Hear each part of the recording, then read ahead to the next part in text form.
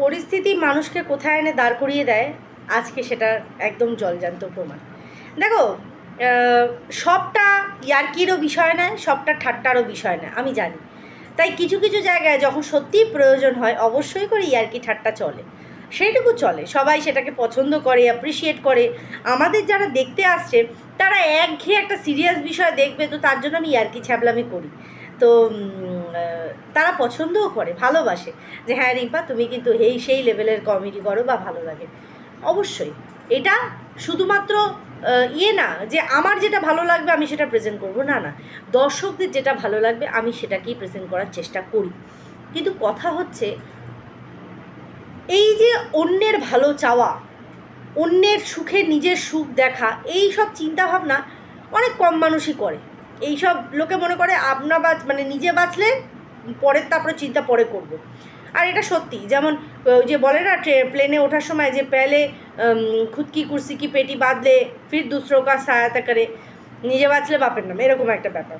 কিন্তু সব বিষয় তো আর ইয়ার্কির মধ্যে পড়ে না, বলো না?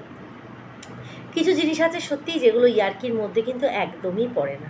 আজকের যে বিষয়টা, আজকে আমার ইয়ার্কির কিছু বিষয় মনে হলো না, এখন যে বিষয়টা নিয়ে কথা বলতে এসেছি কিছু কথা মনে হলো যে একটু বলি। দেখো, এই ওয়াইটিতে কাজ করতে করতে কোথায় কীরকম বলতে হবে এইরকম যদি মনের মধ্যে এত ভাবনা চিন্তা করে বলি না, তাহলে তোমার মধ্যে তোমার অরিজিনালিটিটা থাকে না। আমি যেমন আমি সেরকম, আমি আমার বাড়ির লোকের কাছেও যেরকম আমি তোমাদের কাছেও সেই রকম। সেইভাবেই আমার মনে হলো আজকে মনের দুটো কথা তোমাদের সাথে শেয়ার করি। যাই হোক, তার আগে বলি welcome back to my channel. কেমন আছো তোমরা সবাই? আশা করি সবাই ভালো আছো, আমিও ভালো আছি। দিনের সেকেন্ড আর অবশ্যই করে খুব ইম্পর্টেন্ট একটা ভিডিও নিয়ে চলে আসলাম তোমাদের কাছে। ভিডিওর টপিক গামলা। হ্যাঁ, অনেক শেখার আছে জানো তো। এই যে বিগত 2 বছর 2.5 বছর ধরে আমরা ওয়াইটিতে যে একটা ধারাবাহিক চল দেখে আসছি বা গামলার লাইফ, দেখো জীবন তো মানুষের এরকম উতার চড়াভ তো প্রত্যেকের জীবনে হয়। গামলার জীবনটা দেখে না অনেক মানুষের শিক্ষা নেওয়া উচিত। দেখো, মানে লাইফের মধ্যে টেনশান আসবে, লাইফের মধ্যে খারাপ সময় আসবে, এটা পুরো স্বাভাবিক। কিন্তু সেই খারাপ সময়টাকে, সেই টেনশানটাকে তুমি কিভাবে হ্যান্ডেল করবে সেটা কিন্তু তোমাকে মাথায় রাখতে হবে। রাগের বশে মানুষ যদি কোনো রকম ভুল কদম তুলে নেয়, সেটা আগামী দিনে তার ওপর বুমেরাং হয়ে ফিরে আসে। এই রকম দৃষ্টান্ত আমাদের সামনে তুলে ধরেছে কিন্তু গামলার জীবন। গামলা তুলে ধরেনি, মানে গামলার লাইফের সাথে যেটা হচ্ছে সেটা ভিডিওর মাধ্যমে আমরা যেটা দেখছি সেইটা। আজকে ভাবো, ও বলছে যে আজকে ও যাদের যাদের ভরসা করেছে, যাদের যাদের প্রতি ও এটা ভেবেছে না এখানে এরা আমার পাশে আছে, এদেরকে নিয়ে আমি আগামী দিনে ভাবতে পারি, তারা নাকি ওকে ঠকিয়েছে। কেমন লাগে বলতো গামলা? এই যে মানে তোকে যারা ঠকিয়েছে, এই যে তুই ঠকে গেছিস, কেমন লাগে বলতো? খারাপ লাগে বল? সত্যি খুব খারাপ লাগে। আমরা বিশ্বাস করে কাউকে কিছু বলবো, আমরা বিশ্বাস করে কারোর প্রতি বিশ্বাস রাখবো, সে যখন আমাদের ঠকায় সত্যিই খুব খারাপ লাগে, সত্যি কষ্ট হয়। একটা সোজাসাপটা বিষয়, সেটা হচ্ছে কষ্ট হয়। কিন্তু আজকে তুই কখনো ভেবে দেখেছিস যে আজকে তুই একটা পরিবারকে ঠকিয়েছিস, একটা স্বামীকে ঠকিয়েছিস, একটা সন্তানকে ঠকিয়েছিস? তোর কাছে কখনো এইগুলো ম্যাটার করে না রে? যে সত্যি সত্যি আজকে আমি যে ঠকার কথা বলছি, আমি তো জলজান্ত এমন একটা নারী যে কিনা একটা গোটা পরিবার, একটা সন্তান, একটা স্বামীকে ঠকিয়ে দিয়ে আজকে বাড়ি থেকে বেরিয়ে চলে এসেছি। সেটা কখনো মনে হয় না? আজকে যদি মনে হতো বা সত্যি সত্যি এই বিষয়টাকে তুই গুরুত্ব দিতিস যে হ্যাঁ আমিও তো কাউকে ঠকিয়ে এসেছি, আজকে তুই জনগণের সামনে এত উদারভাবে এই কথাটা বলতে পারতিস না যে তুই ঠকে গেছিস। আমার সত্যি ওই জায়গাটা শুনে একটু হাসিই পাচ্ছিল আর করুণা হচ্ছিল তোর পরিস্থিতি। আজকে যখন সংসার ছেড়েছিলিস, সত্যি করে একবার ভেবে বলতো, ভাবিস? আমি জানি তুই ভাবিস, আমরা সবাই জানি যে তুই কিন্তু একা যখন থাকিস তুই কিন্তু ভাবিস যে সত্যি তোর একটা বড় ভুল হয়ে গেছে। আজকে তোর কমেন্ট বক্সটা দেখে আমি বুঝলাম, মানুষ বলছে যে সত্যি তোমাকে দেখে আজকে খারাপ লাগছে। দেখো, আমরা মানুষ তো, আমরা চরম ক্ষতি কোনো সময়, আমি আমার কথা বলছি, আমি কোনোদিনও কারোর চরম ক্ষতি চাইতে পারবই না, আসবেই না যে কারোর চরম থেকে চরমতর ক্ষতি আমি করতে চাই না। শুধু আমি ভগবানের ওপর ছেড়ে দিই।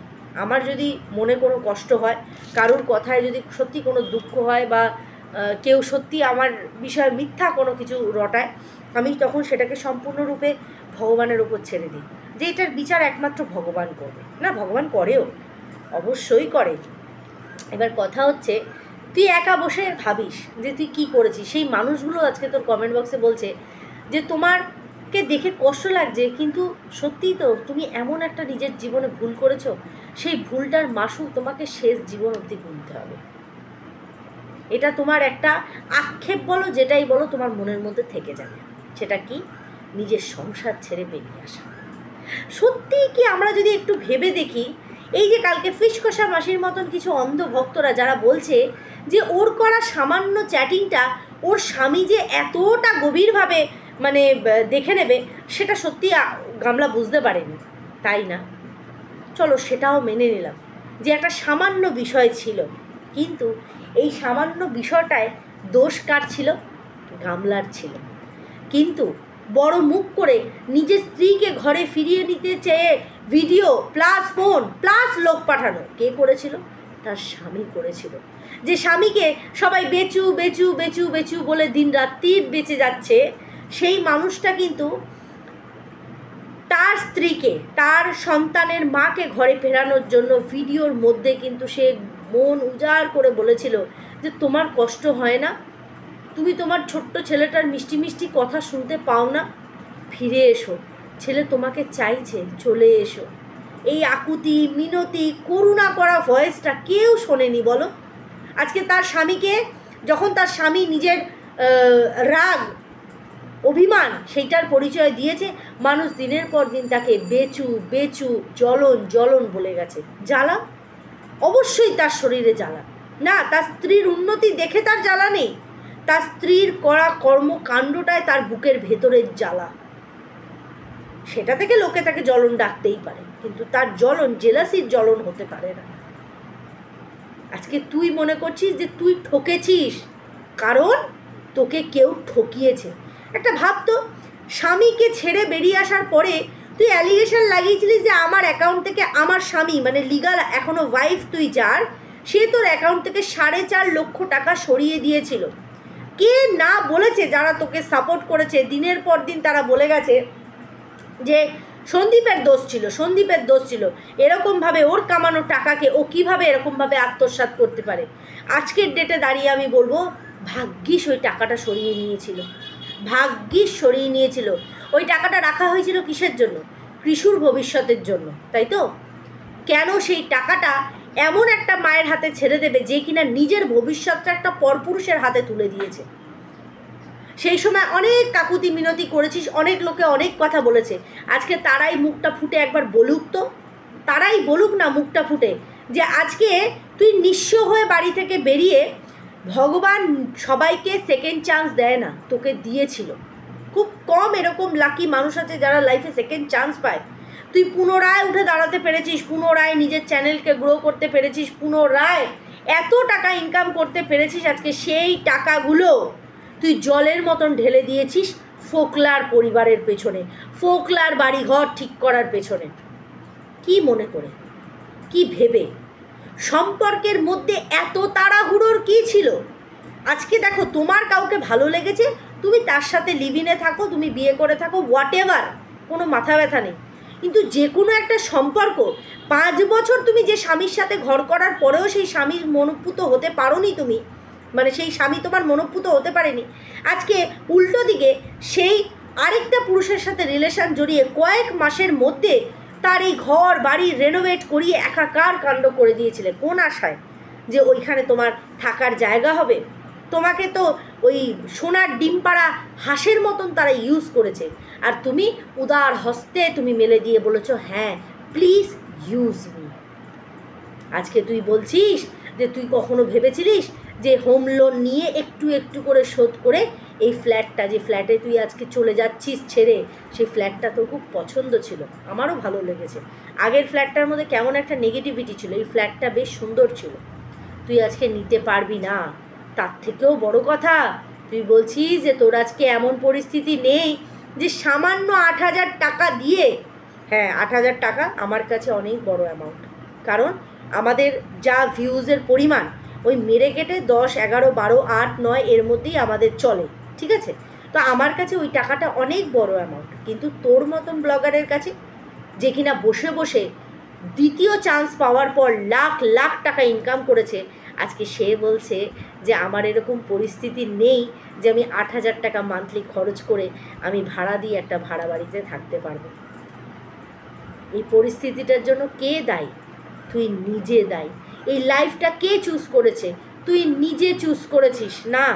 আজকে তোকে ঠেস মারা, তোকে কটু কথা বলার ইচ্ছা হচ্ছে না, কিন্তু তুই যখন বললি যে তুই ঠকেছিস, শুধু তোকে এই জিনিসগুলো মনে করিয়ে দেওয়া যে আজকে তুই ঠকেছিস বলে তোর আজকে তুই বলছিস যে তোর নিজের ওপরে হাসি পাচ্ছে। তোর জীবনটাই তো হাসির হয়ে গেছে। তোকে দেখে তো অন্য লোকেরা হাসে, যে কেউ সুখে থাকতে ভূতে কেলায় নিজের পাটাকে, ওই যে নিজের পায়ে নিজে আমি কুরুল মেরেছি, ঠিক তাই করেছিস। সমস্ত কিছুর মধ্যে এত হড়বড়ি যে নিজের 5 বছরের সম্পর্কটাকে তুই 5টা মাসেরও টাইম দিসনি, যে একটু সময় দেখি না। আমার স্বামী তো সামনে থেকে আমাকে ডাকছে, সব কিছু ঠিক হয়ে যেতেই পারে, হয়ে যেত, কিন্তু আজকে এমন জায়গায় এসে তুই দাঁড়িয়ে আছিস, তোর দুকুলি কেন? মা বাবা, বাপের বাড়ির লোকজন, এরা শুধু স্বার্থ তুই দিস, তাই তোর সাথে এরকম স্বার্থের সম্পর্ক। তারা তো আখের গোছাচ্ছে তোর থেকে নিয়ে তোর দাদার, যে প্রায়োরিটি তোর দাদাকে দেওয়া হয় তোকে কি দেওয়া হয়? দেওয়া হয় না। তুইও জানিস, যদি দেওয়া হতো একটা মাত্র দাদার বিয়ে, যেটা কিনা রোজ রোজ হবে না, সেই সময় তোকে মেরে তাড়িয়ে দিতে পারতো না, কখনো পারতো না। তোর সাথে যতটুকু সম্পর্ক সেটা শুধুমাত্র স্বার্থের। একটা সন্তানের আর্তনাদ, যে কিনা 1.5 বছর বয়সে তার মা হারা হয়ে গেছে, যখন সে মায়ের স্তন পান করত, সে মাকে খুঁজেছে, হাহাকার করেছে, সেই অভিশাপটা যাবে কোথায়? একটা স্বামী যতই তার ওপর রাগ করি, সে ভালো তো তোকে বাঁচত। কোন স্বামী স্ত্রীর মধ্যে অশান্তি হয় না? কোন ফ্যামিলি আছে যেখানে হয় না? তার আর্তনাদ নেই, তার বুক চাপা একটা কষ্ট নেই? ফ্যামিলির ওই দুটো মানুষ, শ্বশুর শাশুড়ি, তাদের হাহাকার নেই? তারা তো তোকে কেউ বলেনি যে তুই চলে যা। অনেক সহযোগিতা করেছে, অনেক স্বাধীনতা দিয়েছে, অনেক ভালোবাসাও দিয়েছে। গ্রামের মানুষ বলে আমি, হতে পারে 2-4টে কথা সে প্রত্যেকটা পরিবারে হয়, তার মানে নিজের স্বামী সংসারকে এরকমভাবে ছেড়ে দিয়ে কোনো মানুষ যেরকম ফুর্তি করতে পারে, আজকে তুই বলছিস আমার এত কাজ পড়ে রয়েছে, এখন মনে হচ্ছে ঘুরে সময়টা নষ্ট না করে আজকে বাড়িতে থাকলে কাজে দিত। সত্যিই তাই।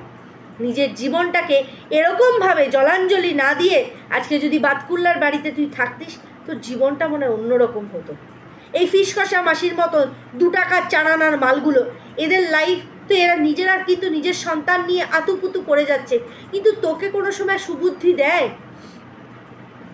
সুবুদ্ধি দেওয়ার মানুষের বড্ড অভাব।